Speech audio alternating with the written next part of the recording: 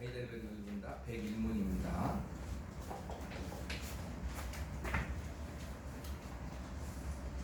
문. 그러나 우리가 경건한 태도를 가지고 하나님의 이름 맹세해도 좋습니까?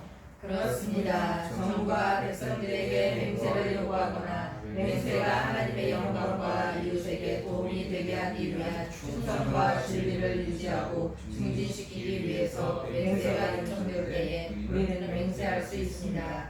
이러한 맹세는 하나님의 말씀에 근거한 것입니다. 그러므로 구신약 성경에서 성도들은 맹세를 정당하게 사용하였습니다. 3계명의 99문 3계명 위반은 무엇입니까? 할 때 우리는 저주, 위증 또는 불필요한 맹세로 하나님의 이름을 모독하거나 악용해서는 안 되고 침묵하고 방관자로 그런 무서운 죄악에 간접적으로 참여해도 안 되는데, 그러나 우리는 경건한 태도를 가지고 맹세도 되느냐 이렇게 말하는 겁니다. 신명기 6장 볼까요? 신명기 6장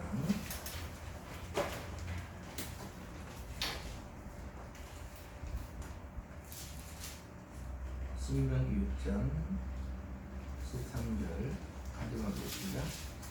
시작. 내 하나님 여호와를 경외하며 그를 섬기며 그의 이름으로 맹세할 것입니다. 그러니까 불필요한 맹세, 하나님 이름을 모독하거나 악용해서도 안 되고 그런 맹세는 하면 안 되지만 뭐예요? 맹세가 하나님의 영광과 이웃에게 도움이 되기 위해 충성과 진리를 유지하고 증진시키기 위해 요청될 때는 맹세를 한다. 신명 6장 13절에 보니까 내 하나님 여호와를 경외하며 그를 섬기며 그의 이름으로 맹세할 것입니다. 경외는 우리가 잘 알듯이 하나님을 두려워하고 하나님을 존경하는 그런 마음으로 맹세를 해야 된다, 이렇게 말하고 있는 것입니다. 그러니까 우리는 신자로 살아가기 때문에 우리가 맹세를 하거나 무엇을 하거나 항시 하나님이 함께 하시고 하나님과의 관계가 되고 주님과 관계가 된다는 것을 잘 알아야 돼요. 맹세는 입으로 하잖아요. 맹세는 입으로 하는데 입으로만 하는 게 아니라 마음에서 나와서 맹세를 하는 거예요. 마음으로 먹고 입으로 말하여 맹세를 이렇게 하는 것이기 때문에 맹세는 함부로 해서는 안 된다. 쉽게 얘기하면 하나님의 이름에 하나님의 이름을 망령되게 하는 행위에서 맹세를 하면 안 되고, 그러나 하나님의 영광을 위해서는 우리가 맹세해도 된다. 하나님을 경외하는 마음으로 우리가 맹세를 해야 된다. 쉽게 얘기하면 이런 거죠. 우리가 하나님 앞에 사는 거예요. 하나님의 불꽃 같은 눈동자로 바라보시는 그 하나님 앞에서 우리가 사는 것이고, 요한복음 말씀대로는 뭐냐면 주님이 우리 안에 오시고 주님을 모시고 살아 주님과 온전히 하나가 되어서 살면 우리는 신자로서 허투루 살 수 없고 허투루 마음 먹을 수 없고 허투루 입술로 맹세할 수 없다는 것입니다. 그러니까 이런 것들도 모두 다 무엇에 기초를 해야 되냐면 믿음에 기초를 해야 되는 거예요. 믿음을 가지고 주님과 하나 되고 믿음을 가지고 주님이 하신 말씀에 순종하는 거나 마찬가지가 되는 것입니다. 자, 102문 보면 우리가 성자나 다른 피조물에게 맹세를 해도 됩니까? 안 됩니다. 합법적인 맹세는 오직 우리의 마음을 아시고 진리에 대한 증거를 소유하시고, 만약 내가 거짓으로 맹세하면 나에게 벌을 내리시는 분이신 하나님께 요청해야 됩니다. 피조물에게는 이런 영광이 합당하지 않습니다.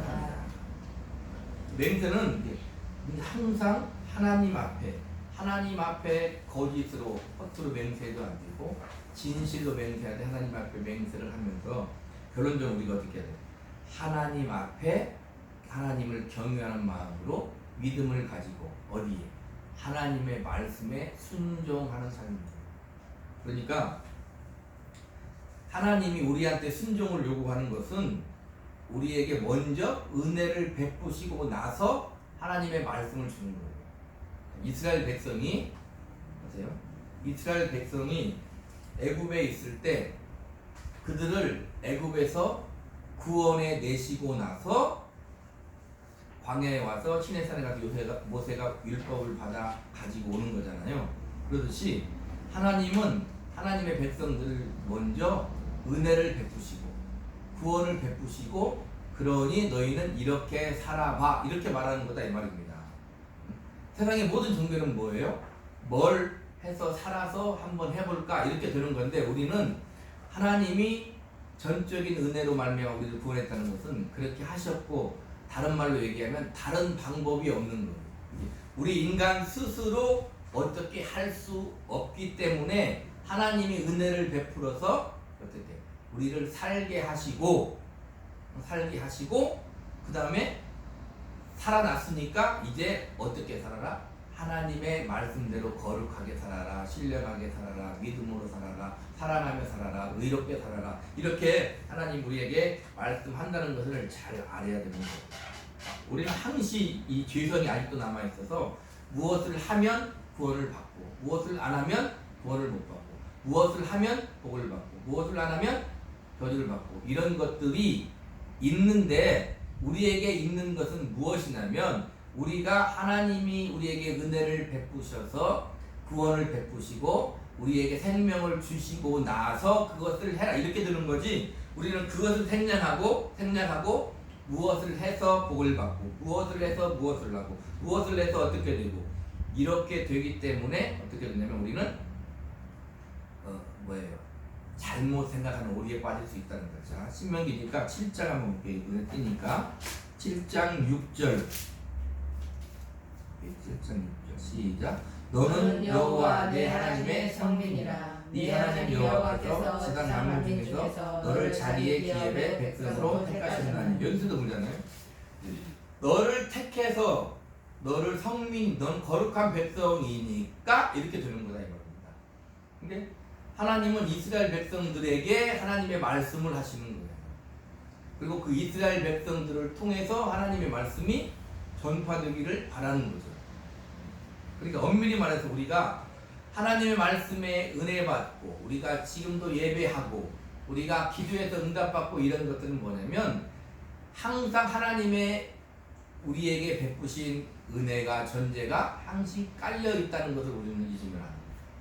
그러니까 우리는 이 땅에 살면서 세상의 눈으로, 또 우리가 우리의 눈으로 우리를 바라봤을 때 우리가 비록 마음에 들지 않고 우리의 삶이 만족하지 않고, 우리 자신도 그런데 하나님 보시면 어떻게 했어요?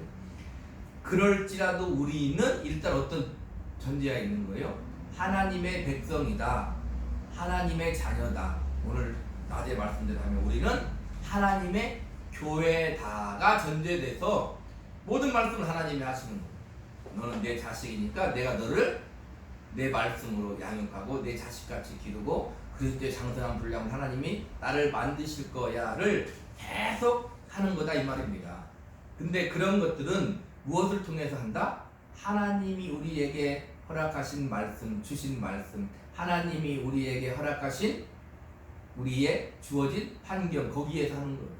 마치 이런 거죠. 우리 그리스도인들은 습관적으로, 나쁜 말이 아니라 좋은 뜻으로 습관적으로 예비하고 기도하고, 또 때로는 불만을 가지고, 때로는 힘들게, 때로는 기쁘게, 때로는 감사하게 살아가도 그게 뭐가 되냐면 그게 우리의 온전한 모습이 되는 거예요.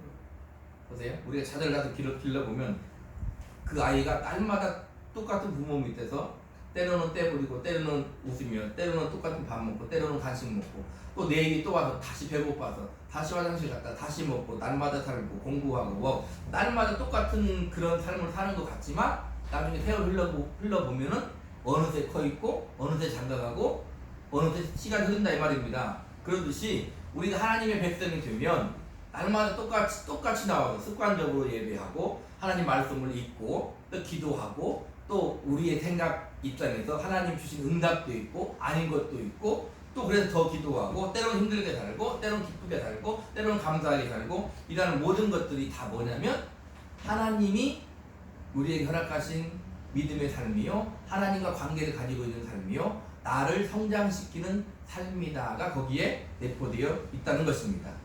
그래서 오늘 또 우리는 주일이 되면 뭐 하러 가요? 예배하러 오는 거예요. 근데 그런 것들, 그다음에 믿음으로 사는 삶, 또 믿음으로 하는 행위, 예배, 이런 모든 것들이 무엇에 이제 기인하는 거예요? 하나님이 우리에게 베푸신 은혜요, 우리식으로 말하면 우리 입장에서는 믿음이요, 이렇게 되는 거다 이 말이에요. 그러니까 어떤 사람은 주일을 예배하는 것도. 쉽게 생각하는 사람은 하면 하고 아니면 안 하고 뭐 이렇게 되는 거잖아요. 어떤 사람은 어떻게 돼요? 예배는 생명이야. 예배는 하나님이 나에게 말씀하시는 것이고 내가 하나님을 배우는 것이야. 하나님이 주시는 은혜로 말미암아 나는 살아야 돼.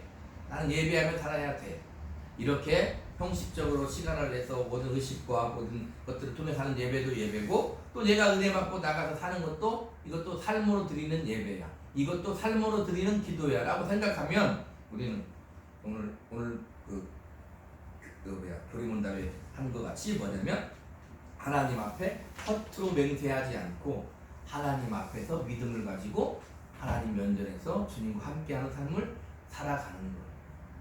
그래서 내가 잘 살면 그것이 뭐가 되는 거예요? 주님이 내 안에 계시고 내가 주님 안에서 온전히 하나님의 영광을 위해 사는 그는 믿음의 삶이 된다는 것입니다. 그러니까 항상 우리가 말씀의 기초에 하나님의 기초에서 믿음의 기초에서 생각하지 않으면 우리는 어떤 오류에 빠지냐면은 세상에서 살기 때문에 세상에서 하나님의 자녀로 하나님의 백성으로 하나님의 법으로 살기 때문에 세상의 가치관으로 우리를 판단하면 이 오류가 이제 발생합니다. 왜?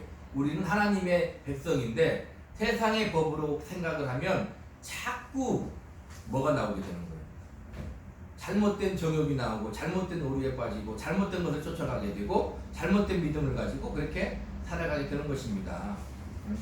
그렇기 때문에 하나님은 항상 예배하고 말씀을 기록해서 읽게 하시고 또 하나님께 기도하게 하셔서 하나님이 주시고 그렇게 우리는 살아간다는 것을 잊으면 안 되는 것입니다. 오늘에서 하나님 앞에 맹세할 수 있다는 것. 불꽃 같은 눈동자로 바라보신 하나님 앞에 맹세할 수 있습니다. 우리식으로 말하면 하나님 앞에 하나님 면전에 하나님의 눈동자 앞에 주님이 내 안에 계신 그 믿음을 가지고 우리는 살아야 되는 거예요. 가장 큰 믿음은 뭐예요? 내게 주어진 삶을 허투루 살지 않는 거예요. 그래서 한 절만 보고 마치도록 하겠습니다. 에베소서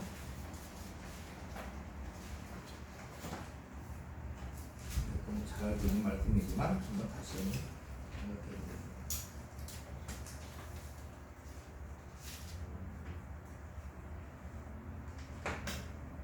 에베소서 5장 15절부터 21절까지 시작. 그런즉 너희가 어떻게 행할지를 자세히 주의하여 지혜 없는 자같이 하지 말고 오직 지혜 있는 자같이 하여 세월을 아끼라. 때가 악하니라. 그러므로 어리석은 자가 되지 말고 오직 주의 뜻이 무엇인가 이해하라. 술 취하지 말라. 이는 방탕한 것이니 오직 성령으로 충만함을 받으라. 시와 찬송과 신령한 노래들로 서로 화답하며 너희의 마음으로 주께 노래하며 찬송하며 범사에 우리 주 예수 그리스도의 이름으로 항상 아버지 하나님께 감사하며 그리스도를 경외함으로 피차 복종하라. 어떤 이제 바울이 기록한 건데 바울이 하나님의 마음을 가지고 기록한 거예요. 하나님이 우리한테 말하는 것입니다. 잘 들어보세요. 우리한테 항상 얘기하는 거죠. 어떻게 행할지 자세히 주의하여 살펴봐. 지혜 없는 자가 서지 말고 지혜를 가지고 잘 살펴봐. 그러면 술 취하지 않을 수 있어. 술 취하는 것은 방탕한 것이니 오직 성령으로 충만함을 받으라. 하나님의 성령으로 충만해야만 태어를 아낄 수 있고 어리석은 자가 되지 않고 주의 뜻이 무엇인지 알고 이해하며 살 수가 있어. 그러면 너희는 시와 찬송과 신령한 노래에서 서로 화답하며 하나님을 찬송하며 살게 될 거야. 그리고 마음으로 주께 노래하며 찬송하며 살게 될 것이고 항상 예수님으로 말미암아 감사하며 살게 될 거야.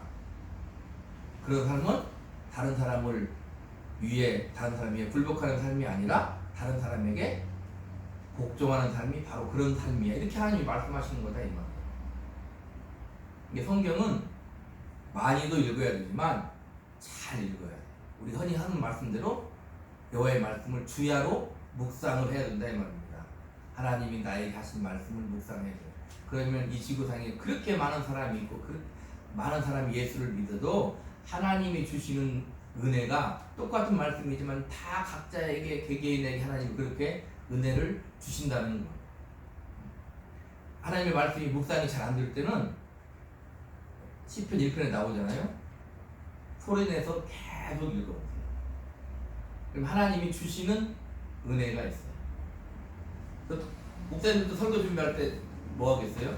이렇게 우리 이제 고린도전서 시작했으니 고린도전서를 하지만 첫 번째는 무슨 말씀을 할까? 하나님께 말씀을 받아야 되잖아요. 하나님의 말씀을 받았으면 그 다음에 하는 게 뭐예요? 말씀을 읽고 봐야 돼요. 본문을 보고 읽고 하나님이 본문에서 앞뒤 맥락과 그 다음 성경 전체를 생각하면서 우리에게 주시는 말씀이 무엇인가를 생각하고 묵상해야 그 말씀이 나오는 거예요. 그러니까 성경을 많이 읽어요. 많이 읽되 또 어떻게 읽어야 돼요? 자세히 잘 성령의 조명을 받으며 성령님의 인도하심에 읽으면 하나님이 주시는 은혜가 있는 거예요. 이렇게 공적으로 선포된 설교의 말씀을 통해서 또 하나님 은혜를 주시기도 하고 그 당연한 거고 주시는 거고 그러나 내가 하나님 앞에 하나님 면전에 서서 하나님의 말씀을 읽을 때 하나님이 나에게 주셔요. 왜? 우리 안에는 주의 성령이 함께하기 때문에 그렇다 이 말입니다. 그러니까 이렇게 하나님 앞에 믿음으로 살겠습니다. 맹세하는 이런 것들도 성령 인도하신 가운데 말씀을 읽는 가운데 기도하는 가운데 하나님 그렇게 주신다는 것을 잘 알아야 되는 것입니다. 항상 말씀을 가까이 하고 하나님을 가까이 하고 기도하면서 그렇게 사시기를 바랍니다. 이게 가장 기본적인 거예요. 그것만 잘하면 우리가 이 세상에서도 하나님 앞에 믿음을 가지고 하나님 아들을 믿는 믿음으로 살아갈 줄로 믿습니다. 한 주간도 그렇게 승리의 삶을 사는 길을 우리 위해서 그 길을 축복합니다. 기도하겠습니다.